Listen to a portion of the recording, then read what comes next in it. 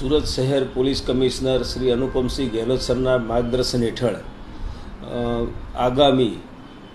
દિવાળી તેમજ નવરાત્રિનો તહેવાર આવતો હોય કાયદો અને વ્યવસ્થાની જાળવણી સારું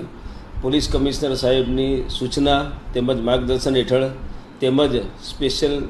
commissioner of police sector 1 sir તેમજ ડીસીપી ઝોન 1 સરના માર્ગદર્શન હેઠળ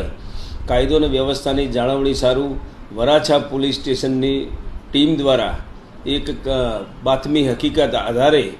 ગેરકાયદેસર રીતે સંગ્રહ કરેલો ફટાકડાનો સ્ફોટક દ્રવ્યનો જથ્થો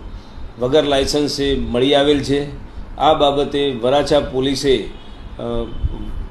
વરાછા મારુતિ ચોક પાસે આવેલ સંતોષીનગર શોપ નંબર 11ના દુકાન તેમજ ગોડાઉનમાંથી 95,70,000